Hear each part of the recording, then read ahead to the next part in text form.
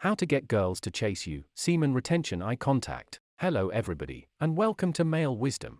In this video, I'm going to show you how to get girls to chase you by using a simple rule that is so effortless that you'll be able to attract any girl without even trying. So if you're ready to start having the kind of success with women you've always wanted, stick around, and let me show you how it's done. But first, make sure to like this video and subscribe to my channel for more videos like this. Assume you have issued a command to the cosmos and are waiting for a response.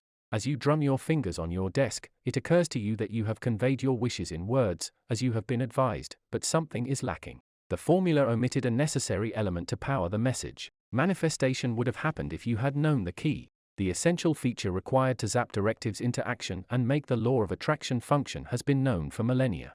People outside Western culture still grasp the mystical force required to ignite intentions. You cannot attract someone by playing games. Your energy cannot lie. Even if you can simulate the action, you are always detected. So you can follow the bad advice of these pickup experts and try to manipulate the relationship, but it will always end horribly. You might get her for a while, but she won't last long. Love attracts true love, games attract more games, thus, be prepared to deal with her games as well. Instead of ignoring her to capture attention, refrain from speaking for some time and allow your thoughts to align. There is a significant distinction. One method aims to captivate her attention, while the other aims to reclaim control of her mind. You see, you can't talk to her for a long time and still have a welcoming and pure loving energy for her. This feeling will likely get her to text you back, be receptive to your love, and return it because you weren't pushy or manipulative. Your energy is loving and caring to her while giving yourself a break. You could even do something you enjoy while you're on vacation. There's a lot of advice about appealing ladies out there.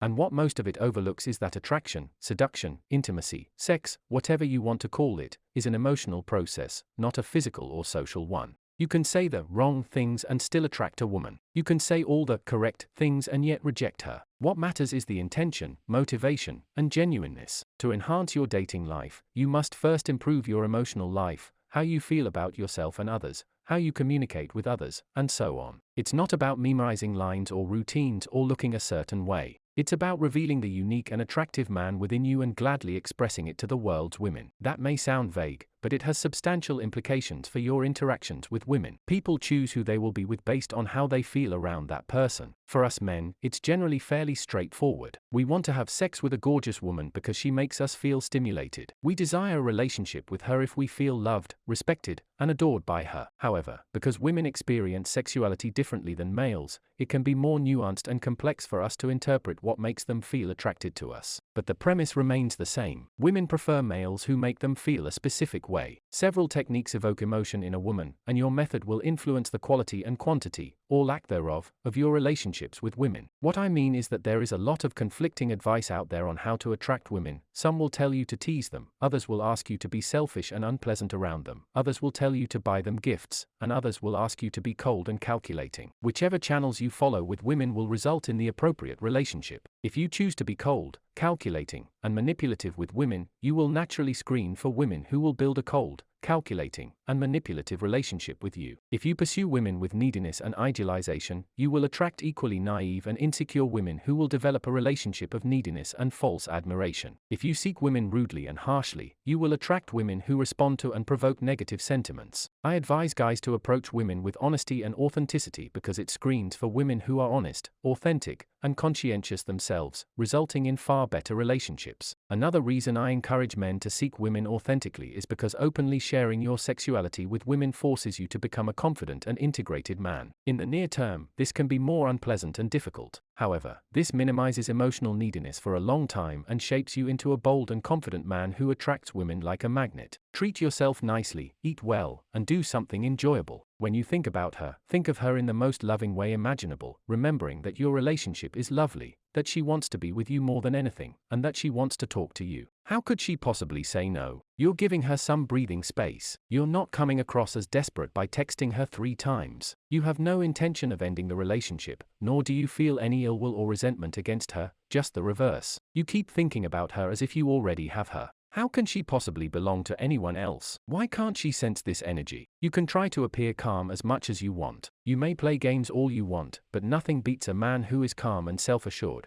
who is loving simply because that is who he is, and who does not expect anything from her because he knows she will do it on her own. When you allow her this much leeway, she will follow your directions to the letter. When we try to fool or play games with someone, they feel confined and eventually suffocate and run. But when we leave someone with a loving awareness that she is mine and nothing can change that, it will be so, and even if she doesn't text you back, you may contact her on your own. With this internal security mindset, you are not reaching out from a position of need. You are reaching out from a place of love, which is a critical distinction. Consider a woman who behaves in this manner toward you. Consider it. Wouldn't you want to marry her straight away? A man like this will undoubtedly emanate tremendous magnetic and alluring energy. No games, no pretending. Just loving myself for who and what I am in an authentic, consistent way because I know this is sufficient. Be sexual while also being naturally playful, charming, or amusing. Remember that you should never fake anything, but you should also not hide who you are. The most important thing to remember is that your genuine self is not a helpless and desperate guy, and neither is it. The individual who is domineering or self-conscious is entirely motivated by ego. Your inner self is not comprised of any of these low-frequency states. As a result, the suggestion "be yourself" may backfire on certain people who incorrectly believe that being needy accurately represents who they are, or that badly wanting someone and expecting attention in return is their legal right. Not at all. You're thinking clearly. If you can be charming, love-free, and unapologetic, you do not have an egoic self. To be more specific, abandon the identity you are now projecting to the world and be yourself and demonstrate to the world that you have a romantic or sensual side. Make it clear whether you have a sense of humor. Demonstrate that you get a lot of satisfaction from your interests and sense of style. If you allow yourself to be expressed by letting go of your ego, you will find how unique and wonderful you are as a person. Your authentic self goes with the flow and enjoys the ride, and everyone wants to be with someone who is truly himself and encourages those around him to be themselves. Your allure is unique and only shines through when you are genuine. Because you can never recreate it, you should cherish it and be proud of who you are. Get rid of your lower-level emotions, and you'll be surprised at how quickly she transforms her attitude toward you. Even if she is oblivious to the situation, many individuals will be eager to take her position. People who do not rely on others for anything are intrinsically magnetic. They choose what they want from the wealth that comes their way and builds their own set of rules to live by. The needy continually chase them because they have a lot to give but little in return. Please do not confuse this non-neediness with acting coldly toward a female or not expressing any interest in her. Instead, you adore and show interest in a girl to the utmost extent possible, without the mentality of requiring her. My life will be over if I do not win her heart. But, coming from a place of love, I'd like to get to know this wonderful girl more. I think it could be a lot of fun. Do you notice a difference between the two? If what matters most is the mentality that underpins any given activity, one method is extremely unappealing while the other is intriguing. You can be casual and blatantly flirty with a woman, but it won't work if it comes from a place of exerting effort. If this is how you naturally communicate with people, you will discover that girls respond positively to it. On the other hand, if all you want is a casual encounter, don't look rushed and attempt to appear natural and open. Desperation is virtually always to blame for everything going wrong.